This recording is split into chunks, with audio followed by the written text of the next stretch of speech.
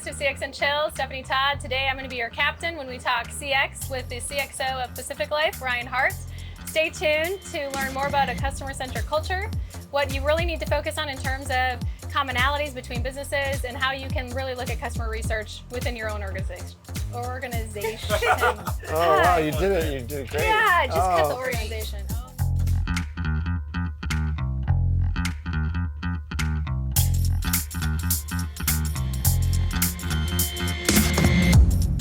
Welcome to CX&Chill, the real, raw customer experience podcast from Exo Studios and XtendApps. Today's host, Stephanie Todd, interviews Ryan Hart, Chief Experience Officer of Pacific Life. In this insightful discussion, Ryan shares valuable perspectives on customer experience and its implementation, from the role of external consultants to the importance of fostering a customer-centric culture. Join us as we explore the dynamic world of CX and uncover the key competencies required for success. CX&Chill starts now. Hi, I'm your host, Stephanie Todd. Welcome to CX&Chill, another episode. Today we're joined by Ryan Hart. Ryan, do you want to introduce yourself a little bit? Tell us about your background. Thank you, Stephanie. Good to see you again. My name is Ryan Hart. I'm Chief Experience Officer right now at Pacific Life and former Big Four consultant. And so I've been in the customer experience and strategy space for 10, 12 years now. Awesome. Yeah. So how did you get into it in the first place? I've always had jobs that are around the customer, either customer acquisition or customer strategy type roles. Never really in the marketing space, so to speak. I guess when you look at a lot of companies, a lot of people start in marketing because that's really where customer experience, very nascent customer experience starts, because they seem to think if you're marketing to customers, you must know about customers. But I think customer experience as a practice, which has evolved a lot over the last 5 or 10 years, it's become more sophisticated around understanding what are the latent needs and desires of customers. And so I've always been in kind of that space, trying to understand how we can align with customers' needs and expectations. Sure. So kind of as a consultant, you're bringing another point of view to those businesses that you go into, right? Because you said you're a mercenary of sorts, right? Yep. Well, that's a really good analogy, I guess. If you think about it, what I do now is I'm a mercenary where I work in between. So it's kind of almost becoming a cliche word nowadays, which is fractional. So I'm a fractional Chief Experience Officer. So I may work a portion of my time across multiple organizations. And the real value that I bring as an external consultant is that I'm bringing an external viewpoint of the business and what other companies are doing things well and what's global best practice. One of the senior stakeholders in my current company that was talking, he summed it up really well. He said, if you're in the jar too long, then you no longer can see the label. Mm-hmm. And I think that, people that have worked in one company for their whole career or their whole life, oftentimes don't see the forest for the trees. And they think that maybe what they're doing is the best way to do it, but there's just so many other good ways out there. And I think it's always good to have an external consultant come and tell you, how other companies are doing things. And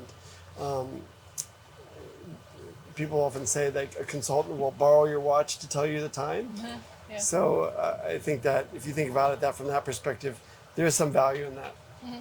So you talk about you've been in multiple industries across multiple companies. Are there current trends that are happening today that you see across all of them, or do you see a lot of change based on the industry that you're supporting? I think they often flex with the market. So if you think about financial services, so financial services will have ebbs and flows, and they'll have ups and downs. And so sometimes when you think about financial services, often if they're investing and they're trying to be innovative and drive new innovations, or digital transformations, oftentimes they will be investing heavily. But then after this recent banking crisis with Silicon Valley Bank and others, you start to see them pull back a little bit. So then maybe there's other industries that are going well.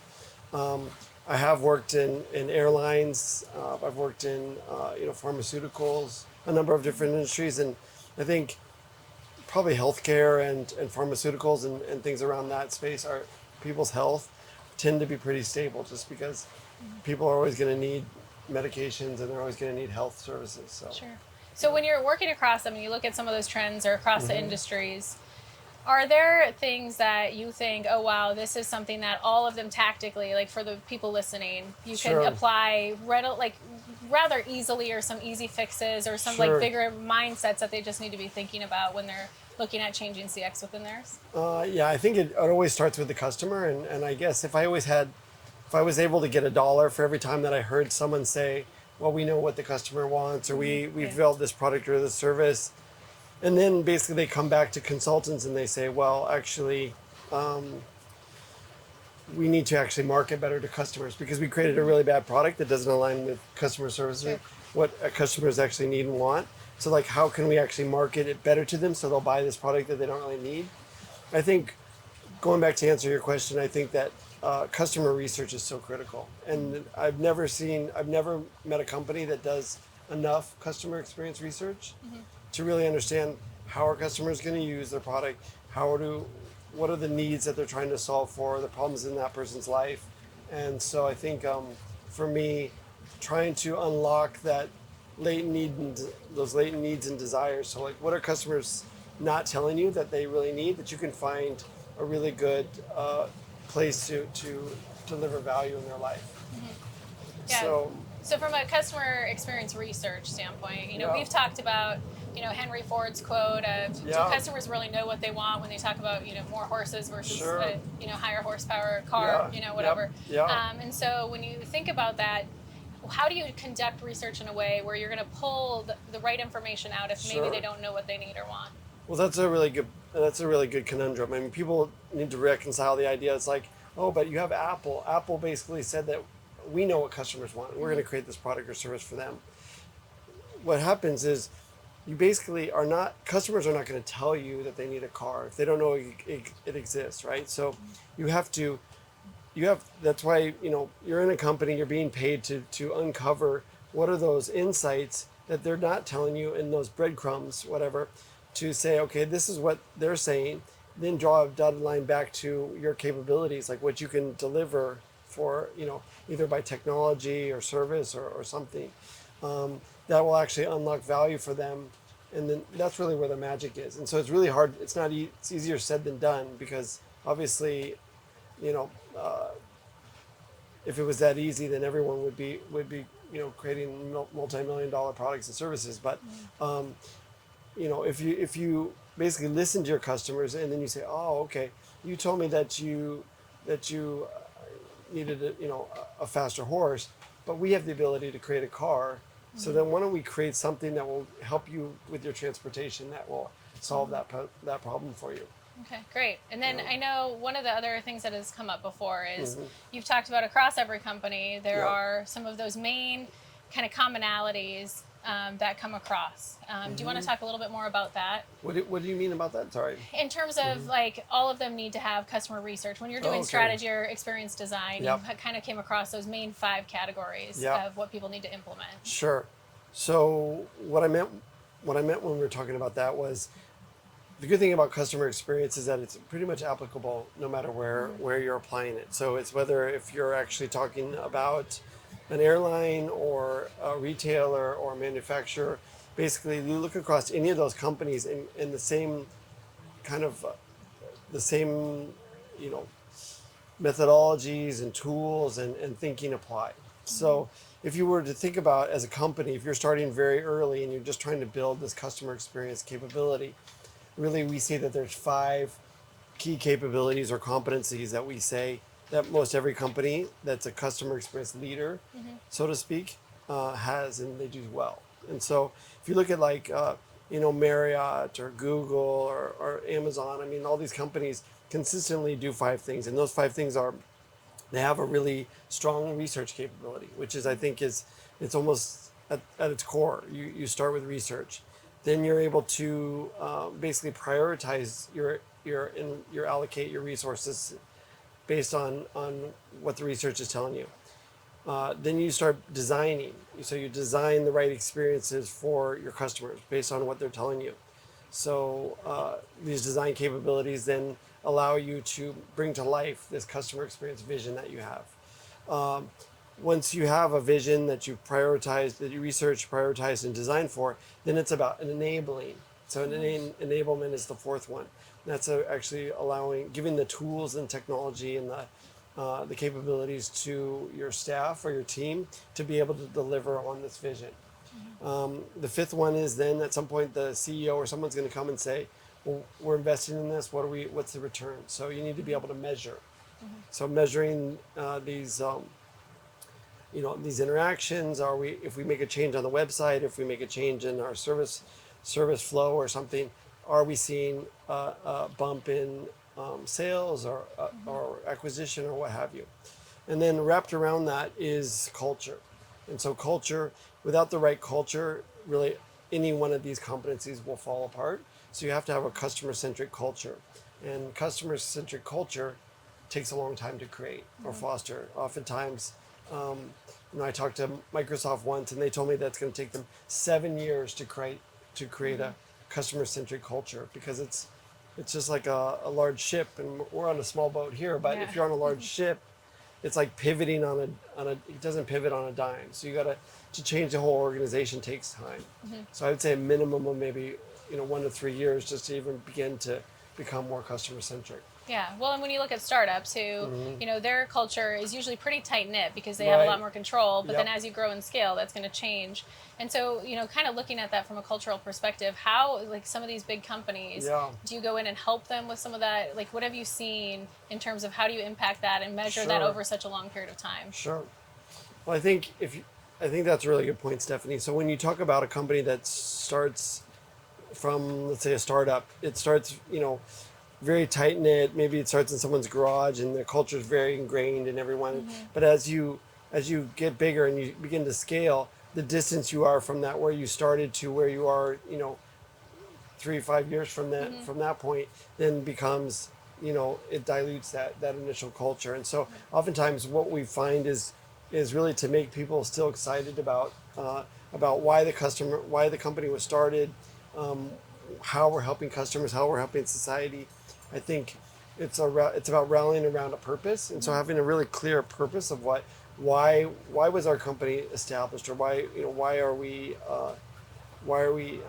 even doing business today? So what major societal problem are we solving for?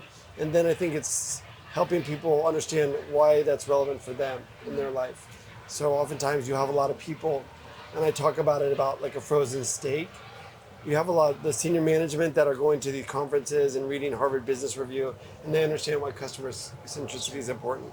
Then you also have people on the front line that are answering phone calls in a call center, or talking to customers, and they understand why it's important. But you have like this frozen middle of people.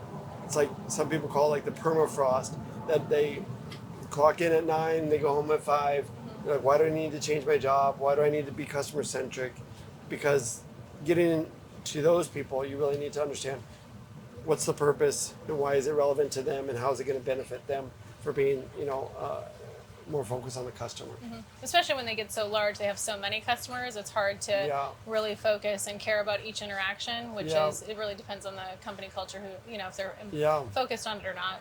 Yeah, I agree. And obviously the bigger the company is, the harder that is to retain that culture. Yeah. Okay, so you talk a lot about research. So tactically, what kind of tips or advice, like how do people go and conduct the research? Like, are they using like SurveyMonkey? What kind of tools or tactics can you give them for them to be able to go do that? Well, oftentimes when we talk really smaller companies, they may do something very almost guerrilla type SurveyMonkey or something like that, which is, requires a lot of maybe hands-on, almost like, paper-based type work to do surveys. But as you like clipboards on a street, could be quite guerrilla. But as the company gets larger, then they've got platforms for that. Like you have like Medallia and Qualtrics and Confirmit and all these other large companies that have these they're basically called CFM, like customer feedback management systems, that basically allow you to take volumes of call data and emails and be able to abstract insights that you can help dictate areas of your business. Okay. Yeah. Interesting. So have you seen anything come out of, like, I know the big buzz now is ChatGPT. Do you see anything happening with that in the industry? Like, what are your thoughts on that? So I think it's just like any other new technology. So I mean, a lot of companies will always say that, that whatever the newest thing out there is, that they got to find out about it and they've got to invest in it. Unfortunately, whether it's blockchain or AI or, GPT or what have you, even drones, it's not going to be applied for every business in every situation. So unfortunately, a lot of senior leaders will often say, we need to go out and chase that. We need to go invest in it.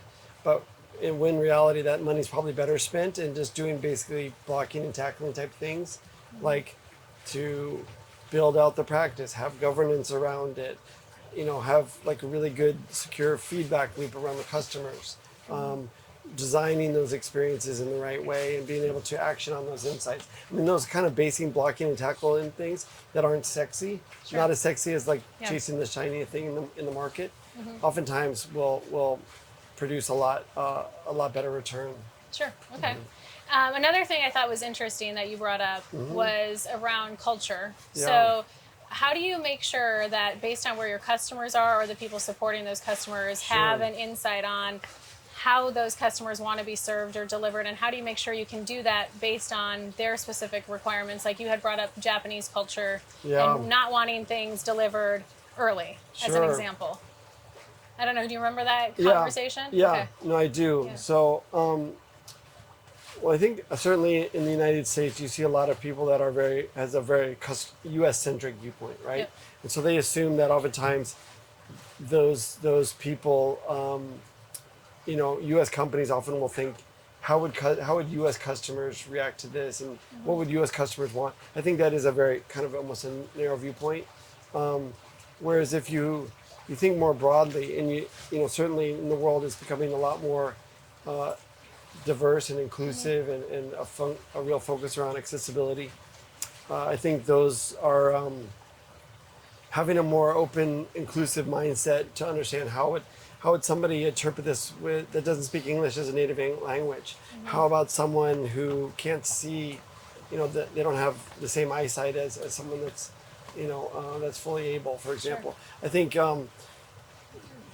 just being more open to understand that your assumptions or your biases sometimes can lead you in not always the best direction. Sure.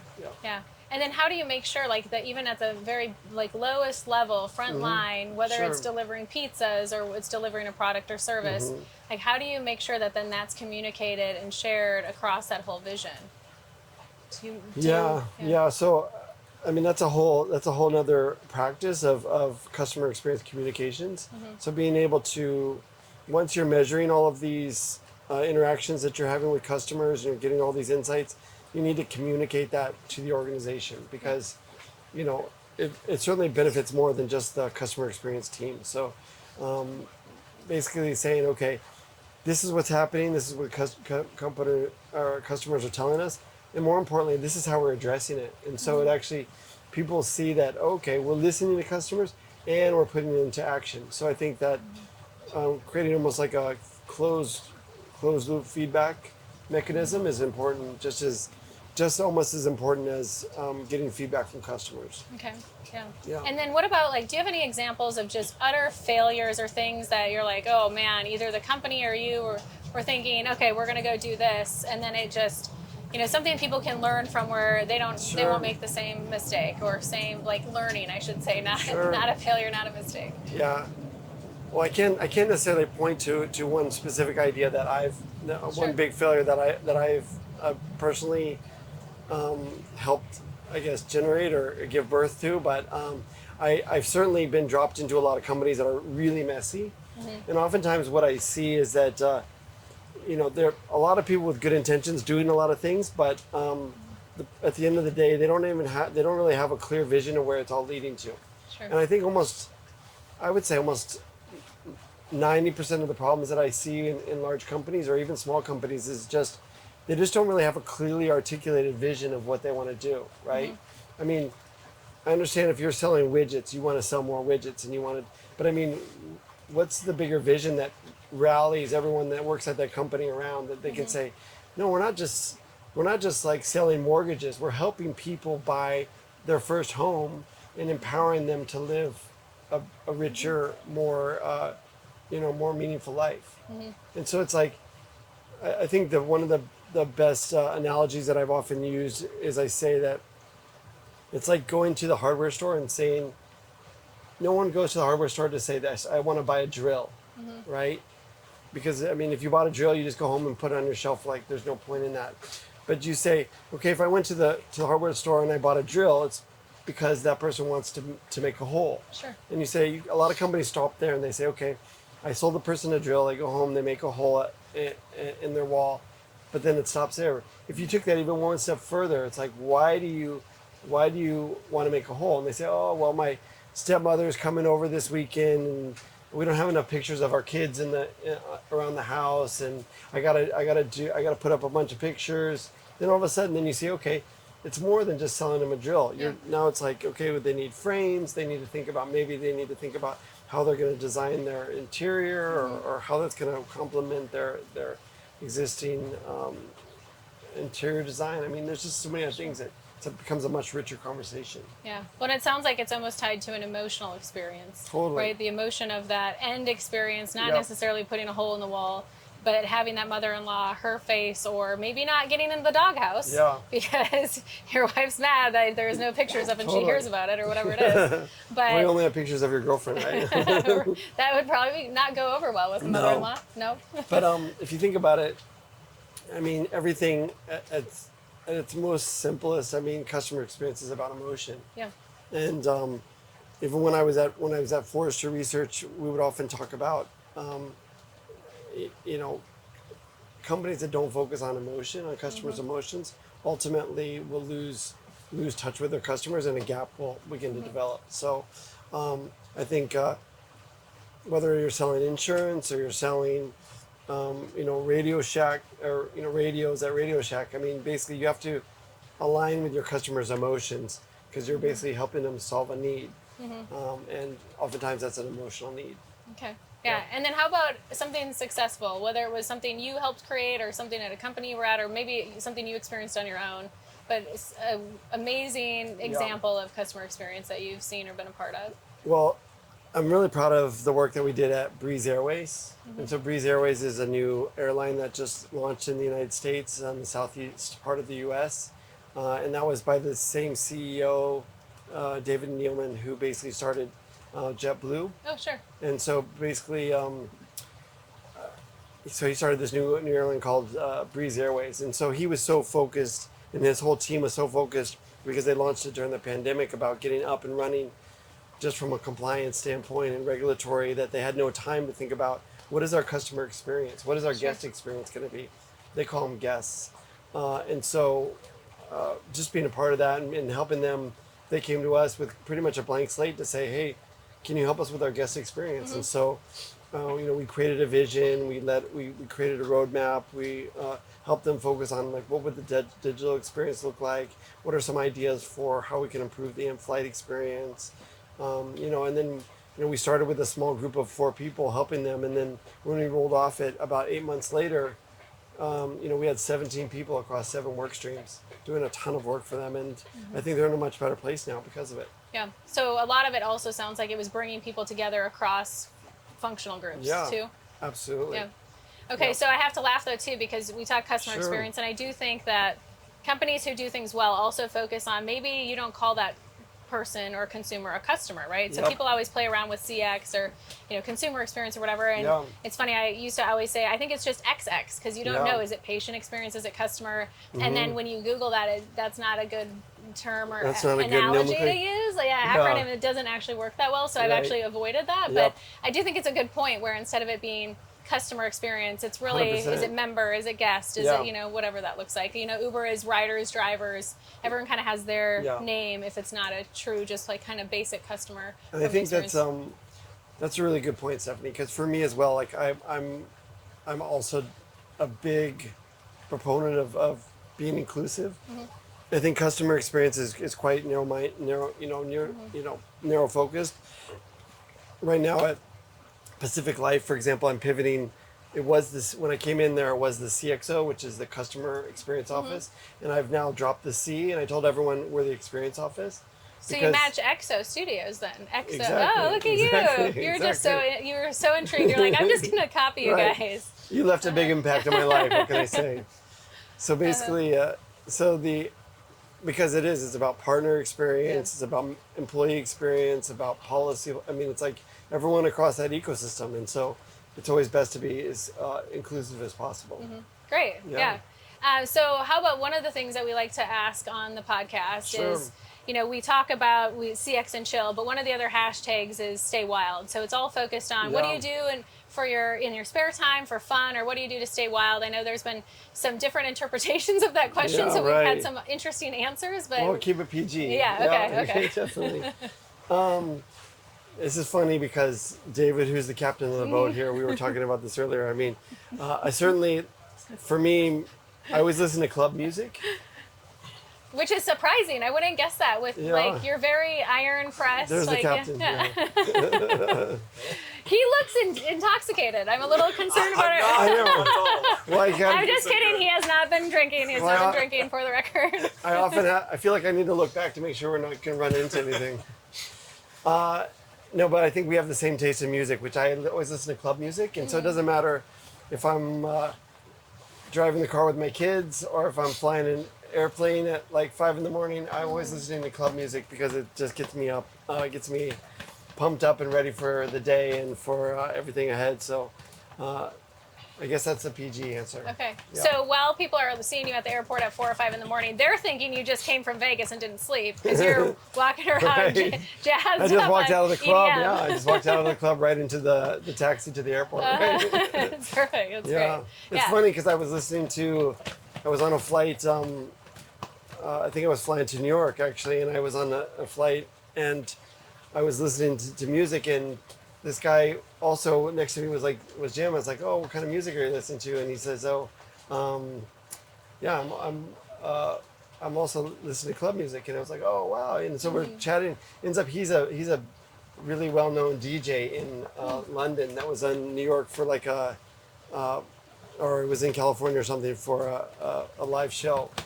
That's interesting, yeah. So what are those things called? Have you seen those parties where people get together and they all wear headphones, but no one hears anything because it's only in your headphones? I haven't seen Have that. you seen That's that? Cool. No. I was kind of thinking we should do that on here, but Definitely. we didn't get that. That sounds awesome. Because everyone, I just look at the different kinds of experiences, how people can experience brands, how they're experiencing life differently, and that's something fun I think that they've started to do is how can you get into customers' emotions in different ways, hitting their other maybe 5 senses versus just like an interaction where maybe it's a full emotion evoking experience. I love that. Yeah. So maybe that's something you'll have to check out. That'll be our next port of our edit trip.